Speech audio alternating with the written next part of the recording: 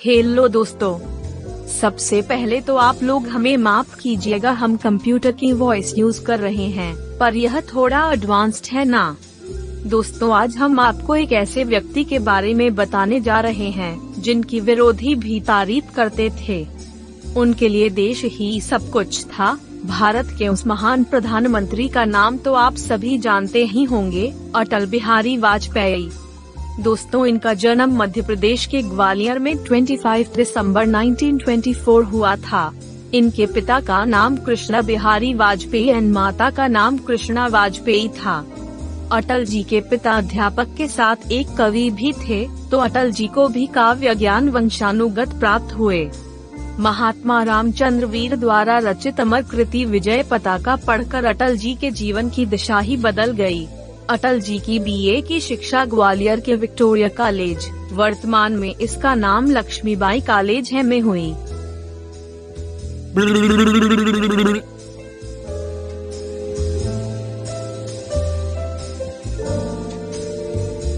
फिर कानपुर के DAV college से राजनीति शास्त्र में एमए की परीक्षा पास की। उसके बाद उन्होंने अपने पिताजी के साथ साथ कानपुर में ही एलएलबी की पढ़ाई भी प्रारंभ की, लेकिन उसे बीच में ही विराम देकर पूरी निष्ठा से संघ के कार्य में जुट गए।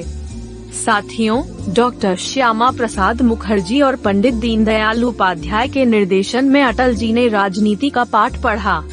अटल जी ने अपना पहला लोकसभा चुनाव 1955 में लड़ा, पर दुर्भाग्य से उन्हें सफलता नहीं मिली, परंतु अटल जी ने हिम्मत नहीं हारी और 1959 में बलरामपुर, जिला गोंडा, उत्तर प्रदेश से जनसंघ के प्रत्याशी के रूप में विजयी होकर लोकसभा में पहुंचकर ही दम लिया। मोरारजी देसाई की सरकार में वे 1977 से 1979 तक विदेश मंत्री रहे।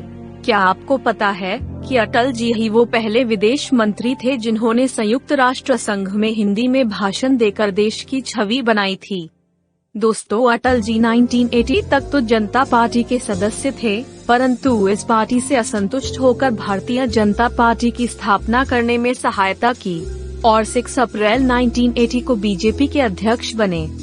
अटल जी 2 बार राज्यसभा के लिए भी चुने गए। 1996 में हुए चुनाव में बीजेपी एक अकेली सबसे बड़ी राजनीतिक पार्टी थी। मई 1996 में बीजेपी को जीत मिली और अटल जी को प्रधानमंत्री पद के लिए चुना गया, लेकिन बीजेपी को दूसरी पार्टियों से सपोर्ट नहीं मिला, जिस वजह से बीजेपी सरकार गिर गई और मात्र 13 दिन में अटल जी को पद से इस्तीफा देना पड़ा। लेकिन 1998 में अटल जी फिर से प्रधानमंत्री बने। साथियों, अटल जी अपने दृढ़ निश्चय के कारण भी जाने जाते हैं। वो जो एक बार कुछ करने के ठान लेते थे तो उसे करके ही दम लेते थे। इसका सबूत इस बात से मिलता कि जब भारत ने परमाणु परीक्षण करने का फैसला लिया तो अमेरिका ने भारत पर पाबंदियां लगाई। दोस्तों, उस समय अमेरिका की बहुत धाक थी, क्योंकि उसने जापान को तबाह कर दिया था।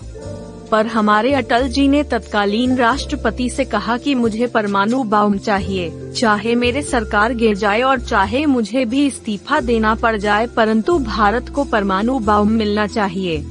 तो ऐसे थे हमारे अटल जी, सिर्फ देश के लिए सोचते थे। अब अमेरिका को भनक लगी तो उसने भारत पर सैटेलाइट लगा दिया, परंतु फिर भी भारत ने चालाकी से पहले 11 मई को राजस्थान के पोखरण में 2 बम फोड़े और 13 मई को 3 और फोड़ दिए। और फिर 13 महीने में फिर उनको कुर्सी छोड़नी पड़ी, क्योंकि कुछ पार्टियों ने समर्थन वापस ले लिया, परंतु देश की जनता ने उन्हें फिर 19 मार्च 1999 को पीएम चुन लिया। अटल जी ने पाकिस्तान से संबंधों में सुधार करने का प्रयास भी किया था। उन्होंने 19 फरवरी 1999 को सदाए सरहद नाम से दिल्ली से लाहौर तक बस सेवा शुरू की। इस सेवा का उद्घाटन करते हुए प्रथम यात्री के रूप में वाजपेयी जी ने पाकिस्तान की यात्रा करके नवाज शरीफ से मुलाकात की और आपसी संबंधों में एक नई शुरुआत की, पर पाकिस्तान ने अपनी औकात 3 महीने में ही कारगिल में कब्जा करके दिखा दी और इसे बंद कर दिया गया। 1999 में कारगिल में हुई भारत पाकिस्तान के युद्ध में भारत का नेतृत्व वाजपेयी जी ने सुदृढ़ता पूर्वक किया और हमें जीत मिली। कारगिल विजय ने अटल जी की सरकार को और मजबूत बना दिया। इस जीत से लोग उन्हें एक अच्छे भावी लीडर के रूप में देखने लगे और 2004 में उन्होंने अपना 5 वर्षों का कार्यकाल पूरा किया। सन 2005 में अटल जी ने राजनीति से रिटायरमेंट की बात घोषित कर दी। वाजपेयी अपने पूरे जीवन अविवाहित रहे। उन्होंने अपने दोस्त की बेटी नमिता भट्टाचार्य को उन्होंने दत्तक पुत्री के रूप में स्वीकार किया। 2014 में उन्हें भारत रत्न से नवाजा गया। इन्हें कई अन्य अवार्ड भी मिले हैं। पूर्व प्रधानमंत्री मनमोहन सिंह अटल जी को भारतीय राजनीति का भीष्म पितामह कहते हैं। साल 2009 में ये स्ट्रोक का भी शिकार हो गए, जिसके कारण इनके सोचने समझने की क्षमता पर असर पड़ा और ये धीरे धीरे डिमेंशिया नामक बीमारी से ग्रस्त हो गए। दोस्तों, अब अटल जी की जीवनी को अंतिम पड़ाव की ओर ले जाते हुए हम आपको बताना चाहेंगे कि इस महान राजनेता ने अपने जीवन की अंतिम सांस दिल्ली के एम्स में 16 अगस्त 2018 को ली। इनका इलाज कर रहे डॉक्टरों के मुताबिक इनका निधन निमोनिया और बहुअंग विफलता के कारण हुआ।